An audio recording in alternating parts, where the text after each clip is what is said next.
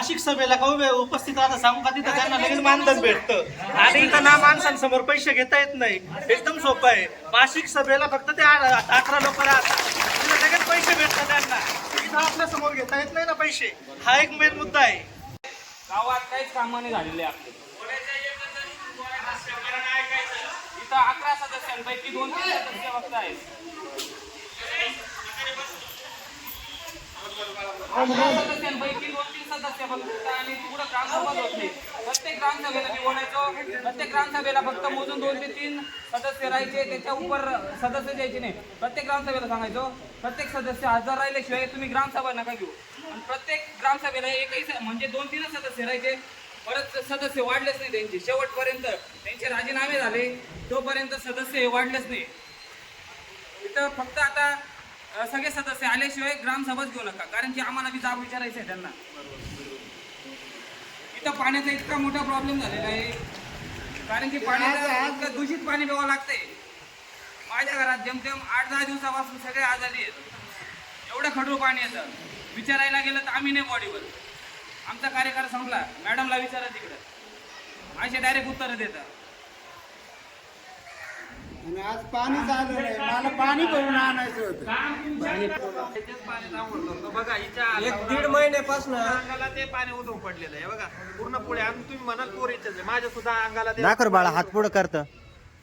हे बघा पूर्ण अंगाला हे मानेला बघा एकदम दूषित पाणी पूर्ण हे होऊन चाललेलं आहे. पाण्याने होऊ राहिलं आणि तुम्ही म्हणता की हे आंघोळीला सुद्धा आणि वापरायच्या लायकी सुद्धा पाणी नाही आणि ते पिऊ राहिलं.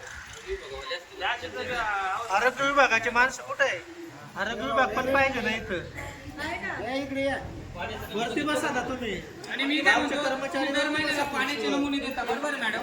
कर्मचारी ते वर बसा. दर महिन्याला पाण्याचे नमुने वरती तुम्हाला पाठवावे लागतात. मला सर फक्त सांगायचे आम्ही दर महिन्याला पाण्याचे क्लिअर नमुने देतो. तुम्ही कोणत्या विहिरीचे नमुने देता? असं हे पाण्याचे नमुने तुम्ही वरती देता, ते कोणते विहिरीचे नेमके देता? आता नेमकी आता तुम्ही विचारतात मीटिंग चालू करायची का काय करायची?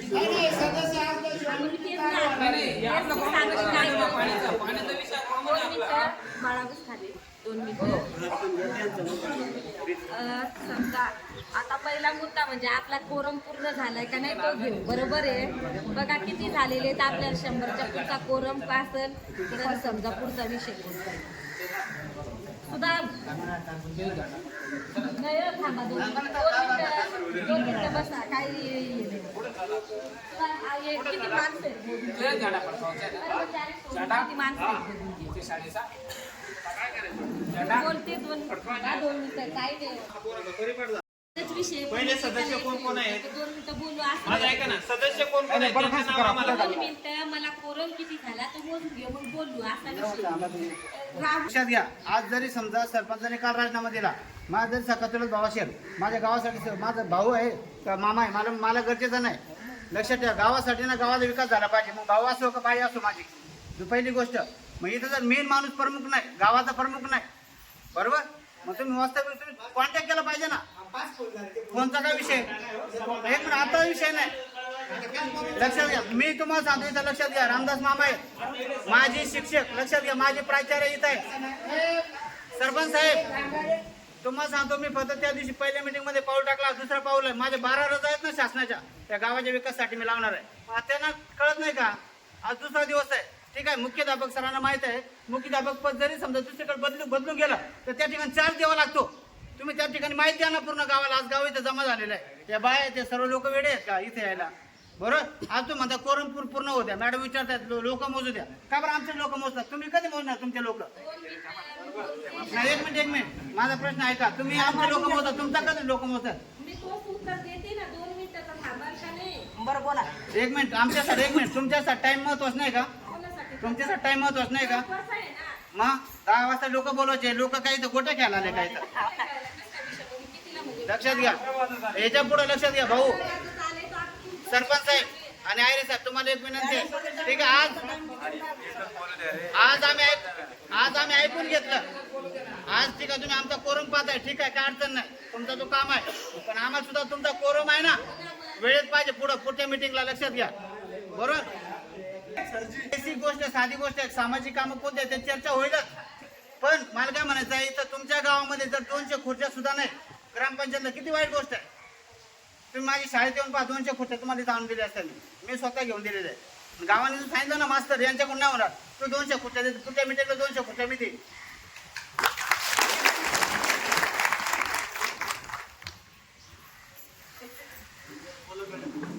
तर आज तर 13 ऑगस्ट 2026 रोजी वार गुरुवार आपल्याला सर्वसाधारण ग्रामसभा आयोजित करण्याचा आपण आदेश दिलेला होता. तरी आपल्या ग्रामपंचायतीचे सरपंच तथा प्रशासक आपली जी समजा 14 फेब्रुवारी 2026 लागली बॉडी संपलेली मुदत संपलेली होती. परंतु जी सर्वोच्च न्यायालयाची याचिका होती ती सर्वोच्च न्यायालयाचे जे सरपंच परिषद वगैरे त्यांनी सर्वोच्च न्यायालयामध्ये याचिका दाखल केली. तर त्यामुळं ती सरपंच प्रशासक यापूर्वी कसे होते, जे विद्यमान क्लास 1चे अधिकारी असायचे त्यांना मिळायचं. परंतु यावर्षी सगळ्या महाराष्ट्र राज्यामध्ये सगळीकडं प्रचंड प्रमाणात ग्रामपंचायतीचं इलेक्शन लागलेले आहे.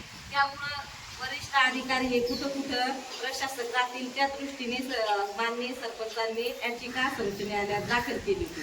त्यामुळे त्या याचिकाला त्यांना न्याय मिळाला आणि मग ते सर्वोच्च न्यायालयाचं पत्र माननीय मुख्य कार्यकारी अधिकारी यांना आलेले ते पत्र 2/3/2026 आलेले.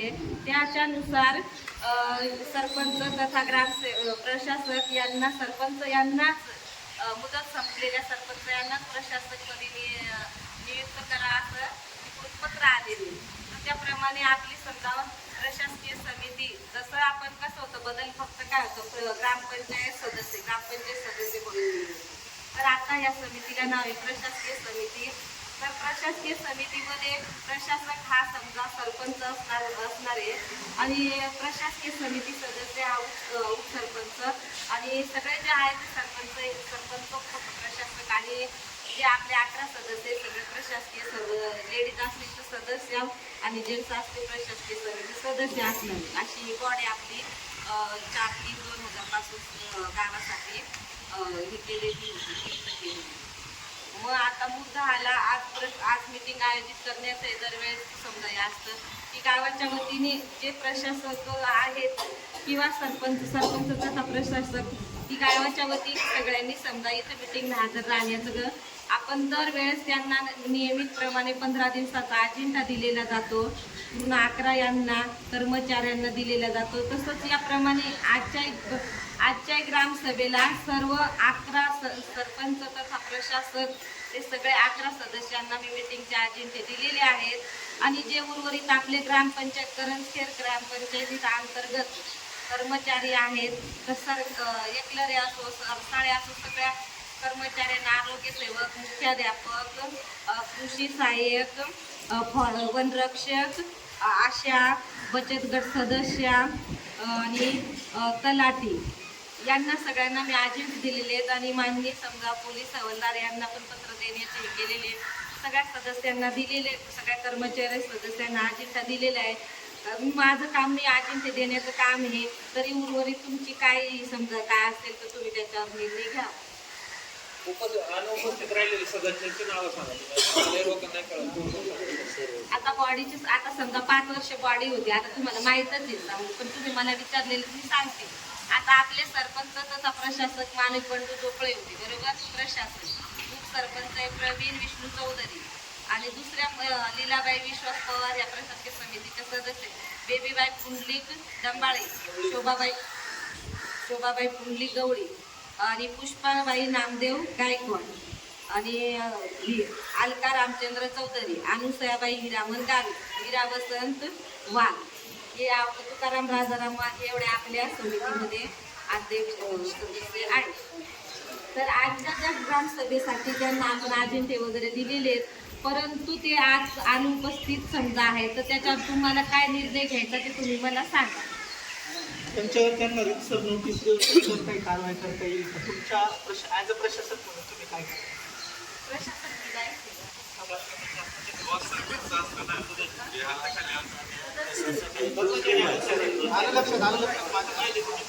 माझ्या लक्षात आलं तुम्ही समजून घ्या लगेच शिकवायच्यापेक्षा तुम्ही लगेच असं मला बघायचं तुम्ही काय करता तुम्ही जर वासा आहे तर तुम्ही म्हणताय सरपंच जे आहे त्यांनी राजीनामा दिलेला आहे, बरोबर? नाही नाही राजीनामा नाही दिलेला का? राजीनामा सरपंचांनी दिली, प्रशासकांनी दिलेला नाही. आपल्या वरिष्ठ कार्यालयाकडून जी सूचना आलेली आहे त्याप्रमाणे मी त्यांना परवा नोटीस काढून काल त्यांना हे दिलेलं आहे की तुम्ही सरपंच तथा प्रशासक या पदाचा राजीनामा तात्काळ देण्यात यावा असं त्यांना मी पत्र दिले. सरपंचाने राजीनामा दिला, मग आम्ही जाब करून विचारायचा. राजीनामा दिला नाही, पत्र दिले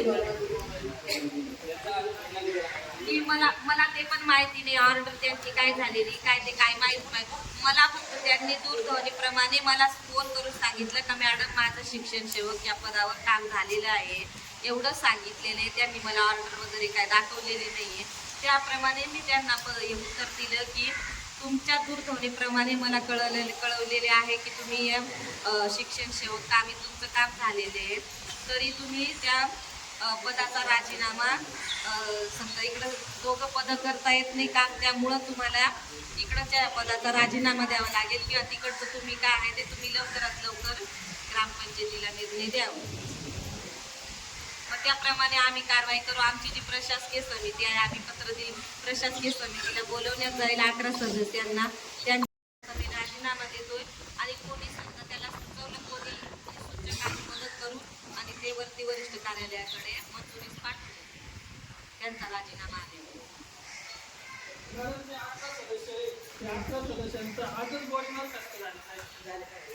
ग्रामसभेत आम्ही ग्रामस्थांच्या वतीने आजचे सदस्य आधी आमच्या अधिकारी त्यांना बोलवलं.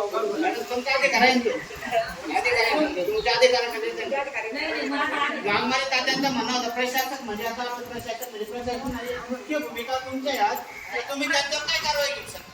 तुम्ही सचिव असताना मॅडम तसं सचिव असताना बरोबर मी का? सचिवाला सगळे अधिकार असतात, पत्र व्यवहार करायचा त्यांच्यावर कारवाई करायची. प्रशासक म्हणजे मुख्य भाग. सचिवाला हा अधिकार आहे की जर समजा प्रशासकीय समिती सदस्य हा सतत 6 महिने गैरहजर असल्यास त्यांचा प्रस्ताव हा वरिष्ठ कार्यालयाकडे पाठवण्यात येणार. हा समजा हा मी मासिक सभेचा विषय सतत गैरहजर असणार तर त्याचा प्रस्ताव मी वरिष्ठ कार्यालयाकडे पाठवणार. आणि दुसरा मुद्दा म्हणजे ग्रामसभेचा मुद्दा. आपली ग्रामसभा चालू प्रशासकीय समिती असो किंवा ग्रामपंचायत सदस्य कमिटी असो, जर ग्रामसभेला जर समजा सगळे 11 सदस्य समजा वाडे आहे, जर 11 सदस्यांपैकी जर समजा सदस्य इथं अनुपस्थित असतील बरोबर, त्यांचा पण समजा इथं समावेश असणं गरजेचं आहे. कारण तुम्ही लोकांनी सगळ्या ग्रामस्थांनी त्यांना तुम्ही निवडून दिलेले आहे, त्यामुळं तुमचा त्यांना जाब विचारण्याचा 100% हे आहे.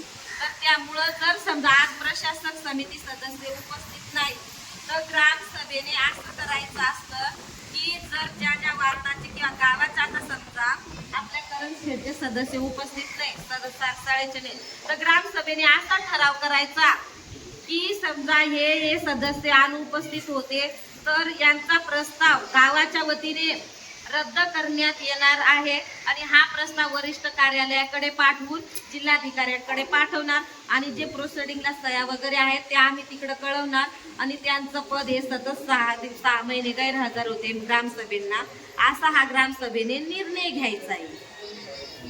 ग्रामसभेला पूर्ण 11 जण उपस्थित राहतात आणि मग गावासमोर काय येत नाही. ग्रामसभा असते ना मासिक, त्या ग्रामसभेला ग्रामपंचायत मध्ये 11 हजर राहतात, गावासमोर काय येत नाही. त्यांचा प्रश्न आहे, मी नाही ते सांगू शकत, त्याचं मत आहे एक प्रत्येक समाज म्हणून सदस्य. लक्षात घ्या, हो, समाज म्हणून मी स्वतः मान्य केलं यांच्या मार्फत. आम्ही आजपर्यंत आहे ना आडून राहिलो, शिक्षक असून आडण राहिलो. पहिल्यांदा मी तुमच्याकडून माफी मागतो, एवढा चांगला शिक्षक असताना मी आडण राहिलो. कशासाठी? समाजाचा विकास कसा होतो हे मला माहित नव्हतं, पण आज आम्ही जागरूक झालो. मग मला काय म्हणायचं आहे की आमच्याकडून ठीक आहे आम्ही माफी मागतो का आम्हाला माहित नव्हतं, आम्ही आजपर्यंत आंधळे होतो सर्व शिकलेले तरी. पण आज तुमच्याकडे तुम्ही समजा मुख्य भूमिका आहे तिथं सचिवाची, तर तुमच्या मिटिंगला 11 उपस्थित राहतात ग्रामपंचायत मध्ये, मग गावासमोर काय येत नाही.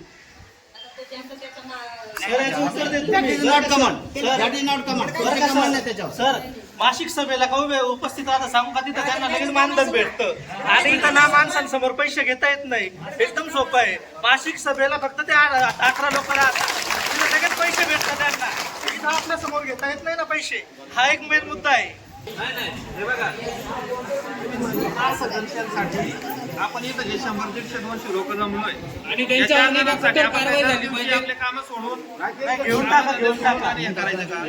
हे जे आहेत ना ज्यांच्या वार्डातले नाही, दरवेळेस असंच करू राहिले. ज्यांच्या वार्डातले सदस्य नाही, पहिले त्यांना प्रश्न विचारला तुमच्या वार्डामध्ये काय कामं केले किंवा तुमच्या वार्डामध्ये अशी दयनीय अवस्था काय आहे? पहिले त्यांना प्रश्न विचारा. त्याच्यानंतर ग्रामसेवक आणि सरपंच उपसरपंच इथं बसलेले आहेत. ते आपल्याला उत्तरं देतील त्यांच्या मार्फत. मीटिंग साठी बसलेलो बरोबर आहे ना. ग्रामसभा ठरवली आपण, पण ती कशामुळे ठरवली आणि कोणी ठरवली? तिथे बॉडी वाचले काही लोक नाहीये. किती उपस्थित आहे बघा बरं.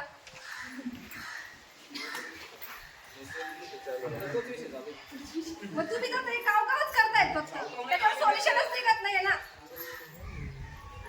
आम्ही त्यांना ते सांगू राहिलो त्यांना माझ्या तर सगळ्या महिला कोणीच मतदान करणार नाही याच्या पुढे पंचवार्षिकला पण, कारण कोणतीच सुविधा इथं उपलब्ध होत नाही. इथे जर बॉडीवरचे लोक नाही हजर तर आपण काय, आपण पण काम सोडून आलो ना इथे. बॉडीवरच्या लोकांना थोडी काम आहे. त्यांनाच काम आहेत का, आपल्याला नाहीत का काम? प्रत्येक व्यक्तीला, प्रत्येक माणसाला काम आहे. यांना नेमून दिलं म्हणजे आमदार आणि टायमिंग किती दिलेला आहे? 10चा टायमिंग दिलेला आहे. वाजते किती? ठीक आहे, 5-10 मिनिटं आपण लेट करू. मॅडम रितसर प्रत्येकाला फोन करा आणि सगळ्यांना स्पीकरवर दाखवा. फोन करू शकत नाही, त्यांना नोटीस गेले असणार. फोन का करायचे आपण? त्यांचं कारण आहे. बरोबर आहे. रीतसर जे आता विषय आहे जे सदस्य गैरहजर आहेत, रीतसर जे सदस्य गैरहजर आहेत त्या संदर्भात आपण त्याच्यावर काय गावाच्या मार्फतीने एक पाऊल काय उचलायचं हे आपण नंतर त्याच्यावर आपण एक कारवाई मार्फत किंवा आमची त्या बाबत तक्रार आहे असं आपण एक त्यांना हे देऊच. त्याच्यानंतर मॅडम त्याच्या पद्धतीने त्यांची कारवाई करतील. पण आता आपण ग्रामसभा चालू करू आणि मॅडमांनी प्रथम आपल्याला जो मागचा जो आढावा बैठक जी झालेली होती, आजची जी हो राहिली त्याच्या अगोदरची पंचवार्षिकची जी त्यांची आढावा बैठक झाली त्यात काय काय कामं मंजूर केले किंवा त्यांनी काय काय कामं केलेत हे त्यांनी मॅडमांनी सांगावं. त्याच्यानंतर आपल्या पुढच्या ज्या समस्या असतील आपण ते त्यांना विचारल्या पाहिजे. आम्हाला तर इथे पण चालू होत नाही, तर इथे बसून काय करायचं? काय होते, चालू होते का नाही? ग्रामसभा चालू करायची आहे, कोरम पूर्ण होत आहे. सगळ्यांना विनंती अशी आहे ते मूर्ख झाले म्हणून आपण मूर्ख होऊ नये, कारण आपल्याला पुढच्या 5 वर्षाचा आपल्याला आराखडा तयार करायचा आहे. आज सगळेजण जे आहेत कुठलं तरी काम सोडूनच इथं आलोय. मॅडम आम्ही पण सुट्टी टाकून इथं आहे का 2 समस्या आहेत त्यासाठी. म्हणून ना ते जो 4 लोक येत नाही म्हणून आपण ही ग्रामसभा बरखास्त करणं हे तरी माझ्या तरी मते चुकीचं वाटतं. म्हणून आपण ही ग्रामसभा घेऊया. आपण सगळे सुशिक्षित आहोत, सुज्ञान आहोत. आपण आपले सगळे विषय मांडू आणि मॅडम आहेत आपण पुढचे विषय क्लिअर सुरू करू सर्वात लगेच. महत्त्वाचा विषय मेंबर.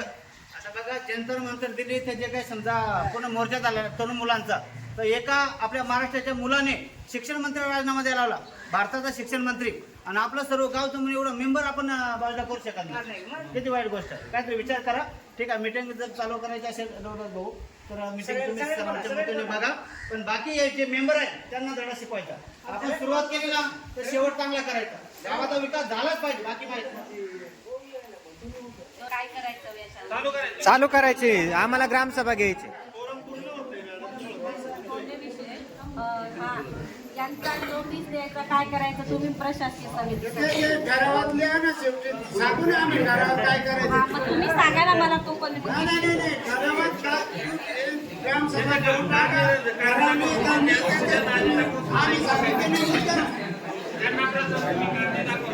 तुम्हाला आधी दाखवणार नाही किंवा काय म्हणजे त्यांनी जर सांगितलं आम्हाला आधी दाखवणार नाही तर आम्ही तुम्हाला जाब विचारू शकतो. आणि तुमच्या पद्धतीने ते केलं जर असेल तर त्या पद्धतीने त्यांना जर गावाला समाधानकारक उत्तरं दिले. 2 मिनिटं आपला अध्यक्ष निवडणे ग्रामसभेचा. हे बघा, आजच्या ग्राम